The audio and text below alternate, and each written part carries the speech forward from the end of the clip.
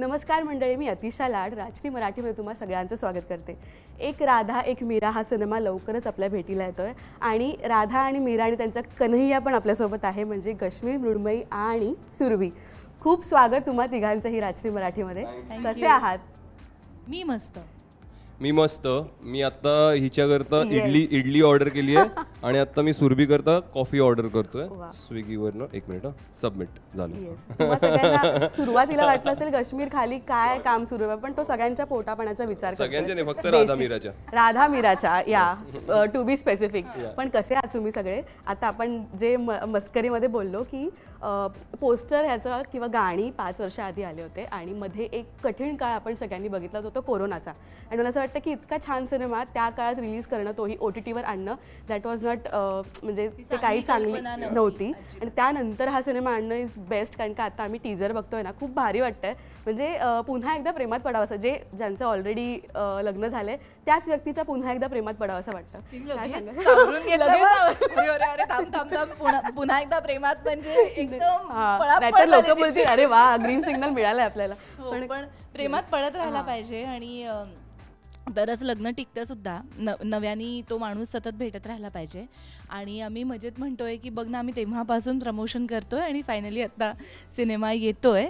पण तेच जे तू अत्यंत योग्य पद्धतीने बोललीस की कोविड नंतर सगळेच जण वाट बघत होते की पुन्हा एकदा काय म्हणूया रिलीजला पोषकसुद्धा वातावरण खूप महत्त्वाचं असतं. कारण आमचा सिनेमा इतका सुंदर सिनेमा आहे की तो असाच चल रिलीज करायचा म्हणून रिलीज करून चालण्यासारखं अजिबात नव्हतं.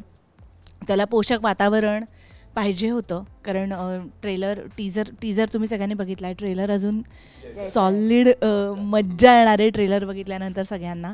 आणि मग कळेल की का सबर का फल मीठा होता आहे म्हणतो ना, तर का आम्ही पण वाट बघत होतो आणि लोकांना सुद्धा थोडीशी वाट बघायला भाग पाडलं.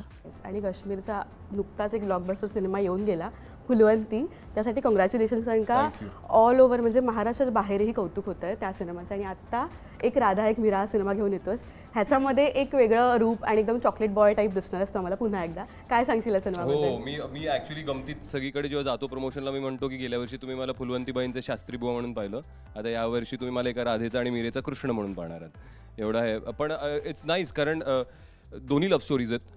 ती त्या काळातली लव्ह स्टोरी काही 100 वर्षापूर्वीची, आणि ही सडनली आजची लव्ह स्टोरी आत्ताच्या मुलांची. So it's fun. सडनली एक महापंडितवरनं अचानक कॉलेज बॉय, आणि इट्स लवली. आजची लिंगो बोलणारा, आजचा वाटणारा, आजचा दिसणारा. आणि आय फील त्या तिघांनाही तुम्ही पाहिलं, तुम्ही कृष्ण असो किंवा मुलींचे कॅरेक्टर्स, अजून त्यांचे कॅरेक्टर पोस्टर्स बाहेर यायचे, त्यामुळे नावं नाही सांगणार, पण मृण्मयी सुरभीचं कॅरेक्टर्स असो, I feel it's very hero सारखा दिसतोय, हिरोईन सारखी दिसते. आणि ते ज्या सेटअपमध्ये, गुलाबी सेटअपमध्ये, भव्य दिव्य सेटअपमध्ये लव्ह स्टोरी जी दिसायला पाहिजे. कारण आपल्याकडे ना युजली पिरियड ड्रामा असेल तर तो भव्य दिव्य केला जातो, पण मॉडर्न डे लव्ह स्टोरीज आपल्या फॉर व्हॉट एव्हर रिझन चांगल्या जरी असल्या तरी पुण्या मुंबईच्या बाहेर पडत नव्हत्या. ज्यासुद्धा चांगल्याच आहेत, वादच नाही, पण स्केलमध्ये, इन्व्हेस्टमेंटमध्ये की ग्रँड भव्य दिव्य काहीतरी दाखवायचं असेल तर लव्ह स्टोरीवरती प्रोड्युसर पैसा टाकायला थोडासा विचार करायचा 2 वेळा, किंवा नाहीच टाकायचे कोणी. सो ही पहिली वन ऑफ इट्स काइंड असणार आहे की जो एक कॅन्डी फ्लॉस रोमॅन्स आहे. It's a candy floss romance ना, मस्त कॉलेज गोईंग रोमॅन्स, जाऊन 2.5 तास मस्त सगळं ग्लॅमरस, सगळं छान सगळं डोळ्याला अगदी प्रसन्न वाटेल असं बघायचं आणि 2.5 तासानंतर मन खुश करून बाहेर यायचं, एवढंच. आणि प्रेमात पडायचं पुन्हा. त्याच्यावर एवढा खर्च करून एवढ्या मोठ्या स्केलला मराठीत पहिल्यांदा होतं आय फील.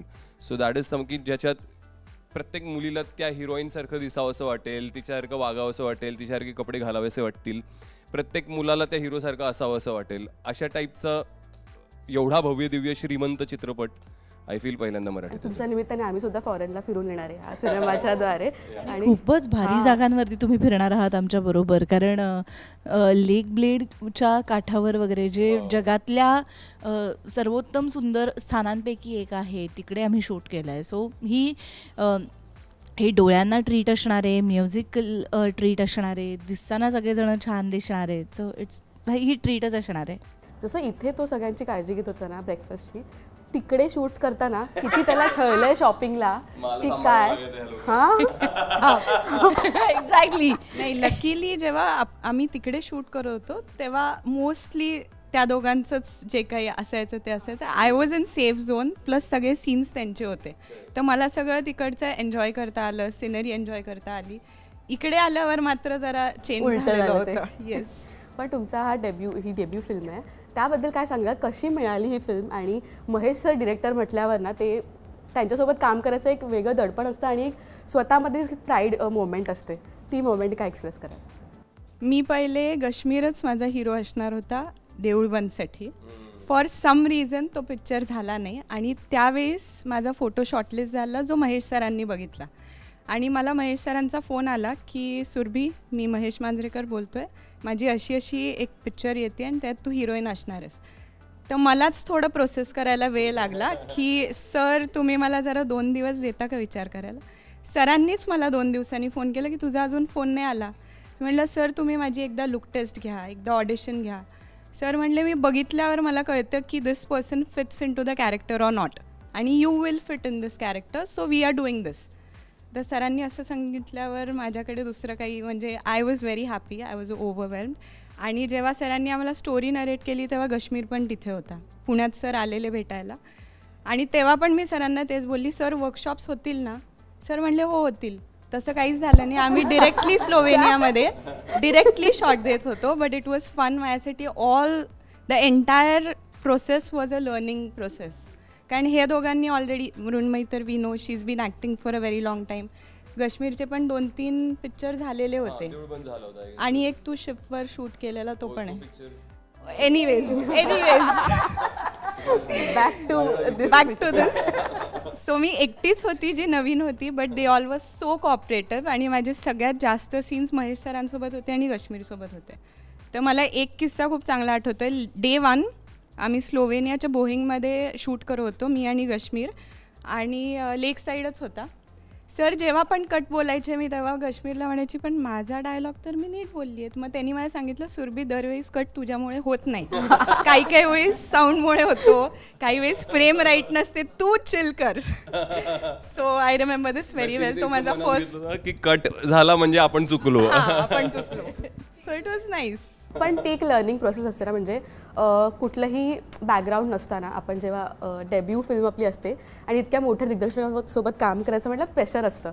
जसं तू म्हणालीस की वर्कशॉप नाही झालं, असं युजली होतं का? महेश सर म्हणतात की वर्कशॉप असणार आणि वर्कशॉप नाही होत, डिरेक्टली आपण फिल्म शूट करतो.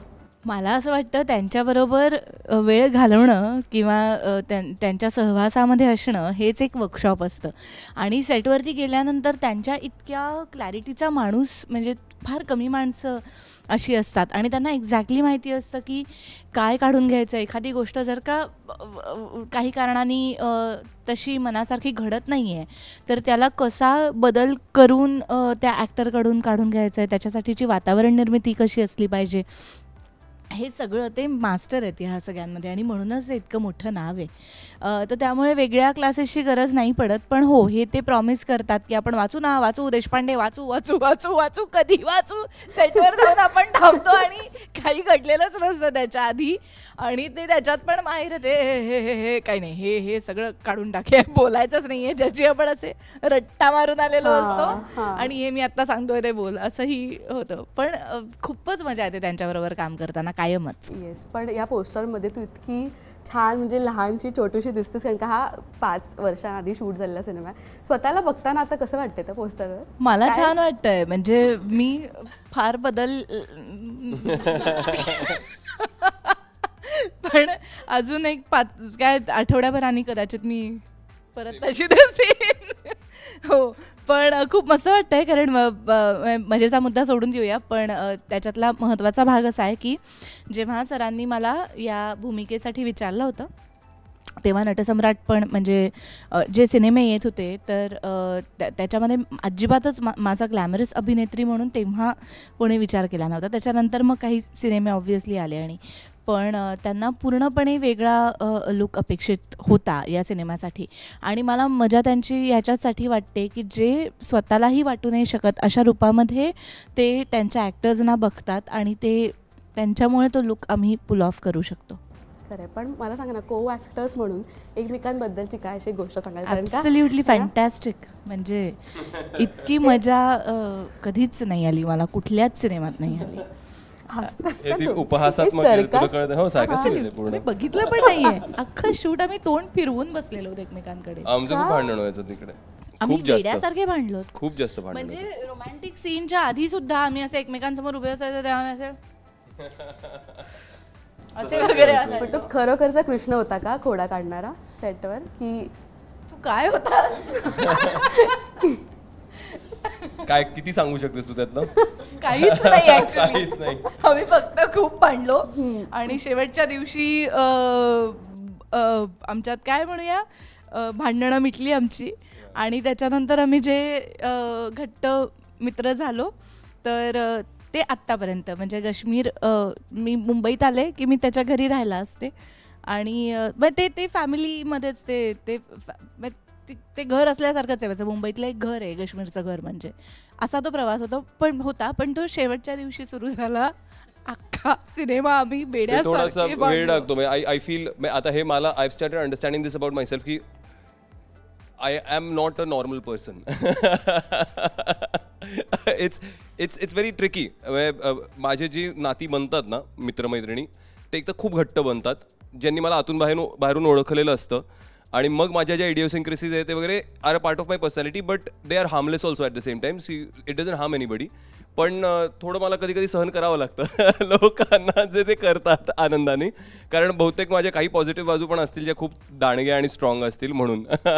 तुझे इतके फॅन पेजेस आहेत तर त्याच्यावरूनच कळतं की तू अभिनेता म्हणून तर उत्तम आहेस. आणि त्यांच्या मनात तू घर केलं. प्रत्येक व्हिडिओच्या खाली कमेंट्स असतात की कधी नवीन मूवी येतोय काश्मीरचा आहे. त्यांचं सगळ्यांचं प्रेम आहे. पण आत्ता कशी आहे मैत्रीण म्हणून, किंवा आत्ता तेच सांगतो की अशा घट्ट मैत्र्या होतात माझ्या. सो ते दोन टोकं असतात की जोपर्यंत मी थोडा गमतीशीर आहे तो कळेपर्यंत भांडणच होऊ शकतात. नॉर्मल असं वाटतं की हा असा काय, असं होतं कधी काय, हा आत्ता असं होतं, आता असं काय, असं झालं असेल तिच्याबरोबर बऱ्याचदा.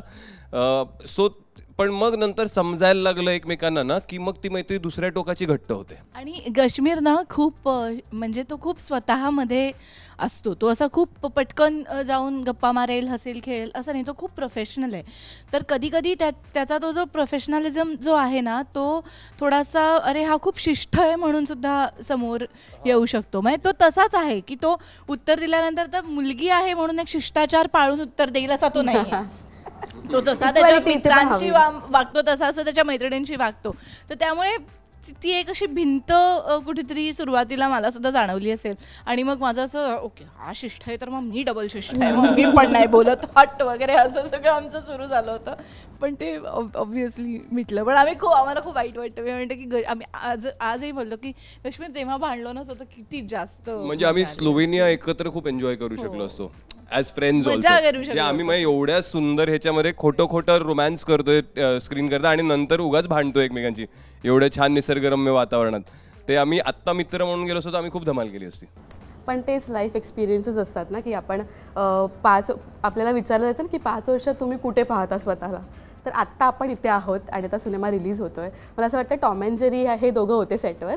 ते टॉम अँड जेरीमधलं एक स्वीट कॅरेक्टर वेगळं असतं ना की लांबून सगळी मजा बघते बाबा यांच्यात काय सुरू आहे, तसं कॅरेक्टर तुझं सेटवर. आय थिंक सुरभीचं तसंच होतं तिकडे ना Slovenia. You were like that, you were like a Spectator just watching. हा चाललंय. आपण प्रेम म्हणजे प्रेम जे ह्याच्यामध्ये बेस आपण जे सांगू इच्छितो प्रेक्षकांना, रिअल लाईफमध्येही गौरी आणि स्वप्नील त्यासोबत येस ऋतुराज. तर तुमचा म्हणजे लाईफ पार्टनरला कसं ह्याच्यामध्ये म्हणजे ह्या स्टोरीमध्ये कसं तुम्ही एक्सप्लेन कराल किंवा फुल लव्ह अँगलमध्ये? माझ्या आयुष्यातली राधा मीरा असो किंवा त्यांच्या आयुष्यातला कृष्ण, याच्याबद्दल बोलतेस तू? सांगा. मी गौरीबद्दल नंतर बोलणार. आय थिंक गौरीबद्दल मी खूप बोललोय ऑलरेडी. नाही पण तू आज परत बोल, गपचूप बोल.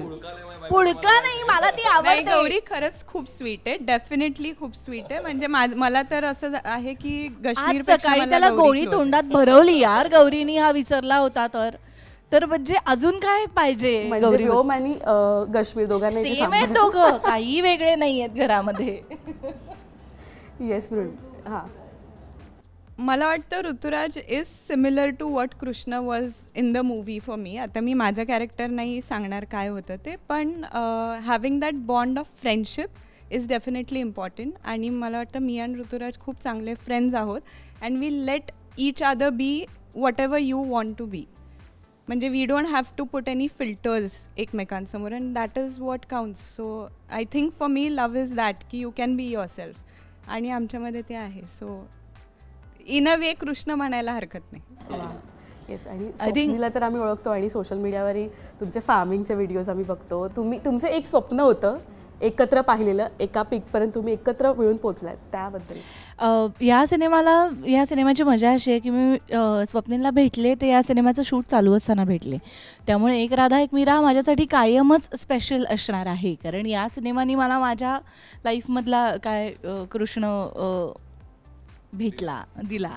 तर त्यामुळे ती एक मजा आहेच आहे. तर तेव्हापासून आमचा तो प्रवास सुरू झाला आणि आज आम्ही करतोय जे आम्हाला खरंच करायचं होतं ते.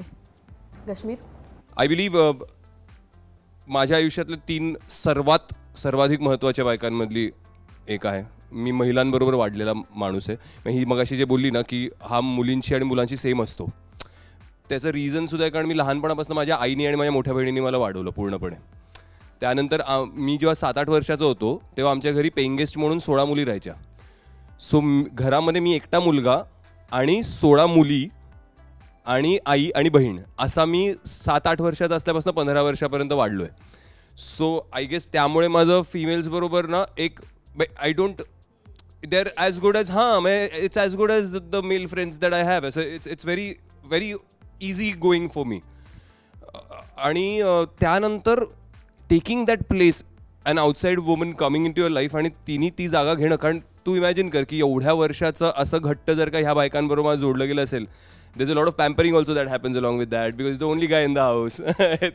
आणि you know, and I have a certain amount of connect. That's why me even बाहेर सुद्धा जातो ना तर एक काहीतरी आहे माझ्या हिरोईन्स बरोबर माझा एक स्पेशल कनेक्ट असतो. माझ्या प्रोड्युसर्स मोस्टली बायका असल्या तर त्या प्रोड्युसर्स बरोबर मी जास्ती वेळा काम करतो. I end up working more with them. माझं जमतं आणि माझी वेवलेंथ सुद्धा बायकांबरोबर जास्त मॅच होते. एक फेमिनाईन एनर्जी प्रत्येकात असते आणि मॅस्क्युलिन एनर्जी पण असते बायकांमध्ये सुद्धा. तर my feminine energy is a little more active because I have been with women all the time. आणि same goes with Gauri.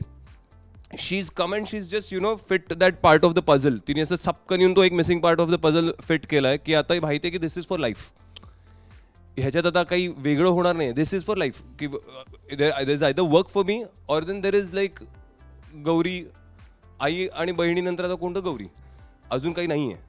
So it's just that. So आता इट्स लाईक माझ्या DNA चा एक भाग आहे माझी बायको. त्याच्या पलीकडे जाऊन मी आय एम नॉट लाईक असं आउटवर्डली मी तिला काहीतरी शोना आहे गोगू आहे असं वगैरे काही नसेल आमचं कदाचित.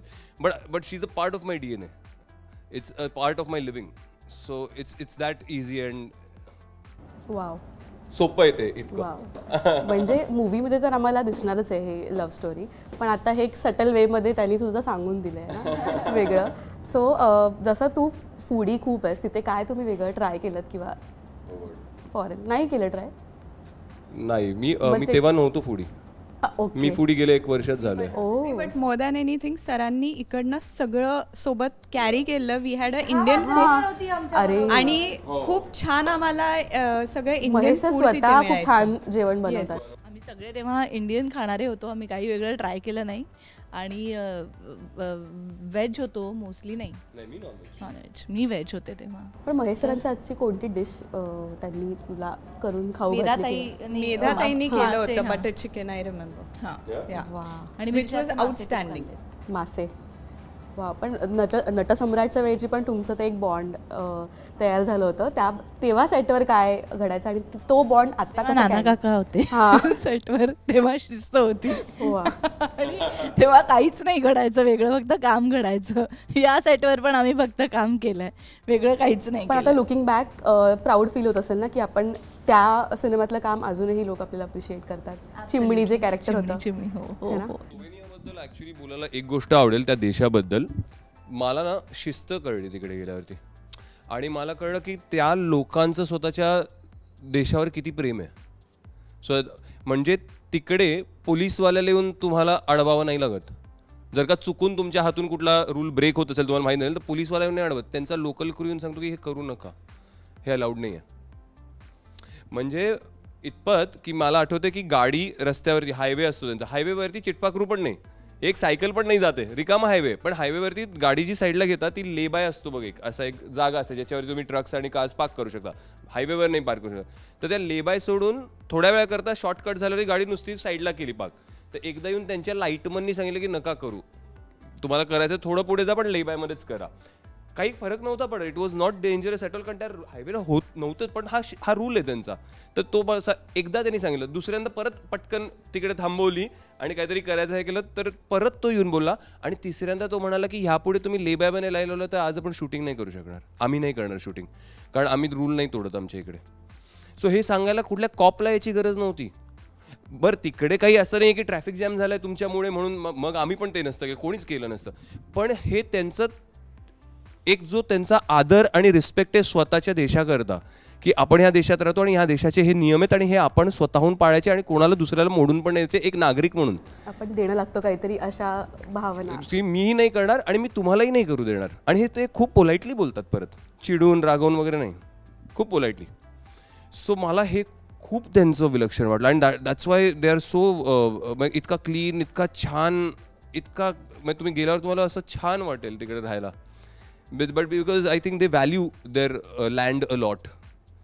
आणि आपण ते शिकण्यासारखं आहे त्यांच्याकडनं. प्रवासात माणूस जुन्याचा नवा होतो असं पण म्हणतो. तर मला असं वाटतं की इथून पण काही ना काही एक्सपिरियन्सेस घेऊन आपण चालत असतो, ॲक्टर म्हणून सुद्धा आपण घडत असतो. या भूमिकेने तुम्हाला म्हणजे जी आपल्यात क्वालिटी नाही आहे पण ह्या भूमिकेमुळे ती साकारत असताना आपल्याला सापडलं की हां हे असं होऊ शकतं, असं झालं आहे का तुमच्या बाबतीत? किंवा त्या कॅरेक्टरच्या बिहेवियर नाही, पण दिसण्यामुळे मात्र मला जामच कॉन्फिडन्स आला. म्हणजे मी हा लुक पुल ऑफ करू शकते किंवा ह्या कपड्यांमध्ये मी कम्फर्टेबल वाटू शकते, हे मला त्या भूमिकेने दिलं. मी नाही आधी सुरभी नाही मला असं वाटतं it's a candy floss romance. I think मला त्याच्या दोन बाजू खूप आवडतात त्या कॅरेक्टरच्या. आय थिंक तो एकीबरोबर असताना तो जास्त कमांडमध्ये असतो, इन द सेन्स की तो मोठा असता, खूप मॅच्युअर असतो, तिला जपून तिला सांभाळून. आणि दुसरी बरोबर तो त्याच्या वयाचा राहू शकतो, तो जसा आहे तसा. आता फक्त हे की मग त्यांनी राहावं कोणाबरोबर, त्यांनी हिच्याबरोबर राहावं जिच्याबरोबर तो स्वतः जसा आहे तसा त्याच्या वयाचा राहू शकतो, वागू शकतो, का तिच्याबरोबर राहावं जिच्याबरोबर तो मॅच्युअर होतो, सडनली खूप प्रोटेक्टिव्ह होतो, तिला जपून ठेवणारा. So it's a very tricky. हे प्रत्येक मुलीलाही वाटेल की कधी इथे पारडं सरकेल तर कधी तिकडे सरकेल, असं आहे ते, की कधी वाटेल हिच्याबरोबर राहावं, यार इथे तो किती कॅज्युअल कम्फर्टेबल आणि हे, आणि कधी कधी असं वाटतं नाही पण हे किती छान आहे, असा असावा नवरा, प्रोटेक्टिव्ह आणि काळजी घेणारा आणि आपल्या मनाचा विचार करणारा. सो ते दोन्हीकडे शिफ्ट खूप छान आहे त्या कॅरेक्टरचा. मला वाटतं माझं जे कॅरेक्टर आहे ती प्रत्येक मुलगी at certain age of hers ती तशी असतेच. सो त्या कॅरेक्टरमधनं काही असं शिकली असं नाही. मी या सगळ्यांसोबत काम करताना बरंच काही शिकली आहे, पण माझ्या कॅरेक्टरकडनं ॲज सच काही नाही आहे. Because every girl may be in a college days or Wien she is in love she behaves like that. मला असं वाटतं हा आजच्या काळाचा चित्रपट आहे, Very कारण का जेनझीचे जे टर्म्स स्लँग्स नवीन निघालेत, सिच्युएशनशिप वगैरे वगैरे वगैरे, असं वाटतं की ते तिथे जायलाच नको. अजिबात नाही, ते जायलाच नको. पण it is all very pure love. So मी खूप एक्सायटेड आहे एक राधा एक मीरासाठी. तुम्ही प्रेक्षकांना काय अपील कराल, कारण का वेट इज फायनली ओव्हर असं आपण म्हणूया ना, खूप लॉंग वेट होती. काय सांगशील तुम्ही? आय थिंक जे तू बोललीस तेच, की 7 फेब्रुवारीला प्रेमाचा आठवडा सुरू होतो आहे आणि त्या प्रेमाच्या आठवड्यामध्येच आम्ही एक राधा एक मीरा हा आमचा प्रेमाचा चित्रपट घेऊन येतो आहे. त्यामुळे कॉर्नर सीट हवी असेल तर लवकर बुक करा. जेव्हा आमचं ॲडव्हान्स बुकिंग सुरू होईल तातडीनं बुक करा. आणि एक राधा एक मीरा कृष्ण म्हणजे ज्यांना ज्यांना घेऊन जायचं आहे बरोबर त्यांना घेऊन जा. या I feel that's how we sum it up. आणि the film is extremely relevant. ती फिल्म खूप फ्रेश आहे आणि प्रत्येकाने थिएटरमध्ये जाऊन बघावी अशी फिल्म आहे. छोट्या मोबाईलवरती त्याचा आनंद नाही लुटता येणार, जे व्हिज्युअल्स आहेत. आणि तुम्ही टीजरच पाहिला आहे, अजून ट्रेलर येणार आहे. ट्रेलर आल्यावरती तुम्हाला खरं कळेल आम्ही काय म्हणतोय ते. सो या लेट्स वेट फॉर इट. त्या दोघांनी ऑलमोस्ट सगळं सांगितलं आहे, बट मी डेफिनेटली सांगेल प्लीज गो अँड वॉच, कारण की हा माझा पहिला पिक्चर आहे. तुम्ही त्या दोघांना पाहिलेला आहे, but for me this is huge. मी वेट जेवढा केला आहे, मला वाटतं आले सर आणि मी हे दोघंही या क्षेत्रात नवीन आहोत, आमचे प्रोड्युसर आणि मी. बाकी सगळ्यांनी ॲक्ट केलेलं आहे. So this is huge for us. Definitely 7 फेब्रुवारीला सगळ्यांनी टू युअर नियरेस्ट थिएटर जा आणि चित्रपट बघा आणि आम्हाला रिव्ह्यूज पण कळवा. डेफिनेटली आम्ही सगळे पाहणार आहोत. ऑल द बेस्ट आणि थँक्यू सो मच गप्पा मारल्याबद्दल. धन्यवाद. थँक्यू.